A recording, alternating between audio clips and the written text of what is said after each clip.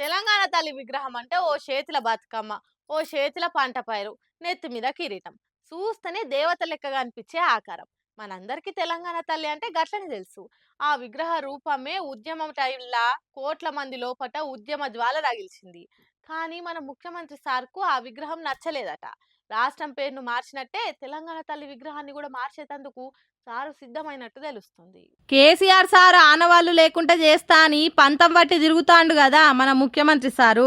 KCR sir ఆనవాళ్లు లేకుండా చేస్తున్నా అనుకుంటా సార్ తెలంగాణ ఆనవాళ్లకు నెర్రలు వాయగొడుతున్నట్టే అనిపిస్తుంది. ఇప్పటికే రాష్ట్రం పేరును టీఎస్ నుంచి టీజీగా మార్చిండు, రాష్ట్ర గీతాన్ని మార్చిండు, రాష్ట్ర చిహ్నాన్ని కూడా మారుస్తా అని చూస్తుండు, పథకాల పేర్లు మార్చిండు. అవన్నీ ఏందో గాని ఇప్పుడు మనమంతా దేవత లెక్క కోల్చుకునే తెలంగాణ తల్లి విగ్రహం రూపురేఖలు కూడా మార్చేతందుకు చూస్తుండట సీఎం సారు. మరి ఓ 10 మందిని అడిగింది లేదు, ప్రజాభిప్రాయం కోరింది లేదు. సార్ సొంతిట్లా పెట్టుకున్న విగ్రహం లెక్కనే తెలంగాణ తల్లి విగ్రహాన్ని మార్చుడేందని మందంతా ఇప్పుడే ముక్కిరుస్తుండ్రు. మొన్నట్లా సీక్రెట్ గా విగ్రహాన్ని తయారు చేస్తున్న జాగలకు పోయి చూసొచ్చిండు సీఎం సారు. అప్పుడే ఈ ముచ్చట బయటపడ్డది. సచివాలయం కాడ పెట్టబోయే తెలంగాణ తల్లి విగ్రహం ఇదే అనుకుంటా సోషల్ మీడియాలో ఈ ఫోటో వైరల్ అవుతుంది. రేవంత్ సార్ చేయిస్తున్నాడని వైరల్ అవుతున్న తెలంగాణ తల్లి విగ్రహం చూసిన వాళ్ళంతా ముక్కు మీదే లేసుకుంటుర్రు. ఈ విగ్రహంలా తెలంగాణ తత్వం ఏడున్నది? ఒక్క మామూలు మనుషులే తల్లిదండ్రుల విగ్రహాలని ఎంతో మంచిగా చేయిస్తారు. అసొంటిది ఒక రాష్ట్ర దేవత అసొంటి తల్లి విగ్రహాన్ని ఎట్లా చేయించాలి, ఏం కథ, గింత అధ్వానంగా తెలంగాణ తల్లి ఉంటదా అని నెటిజన్లే నెత్తి కొట్టుకుంటుర్రు.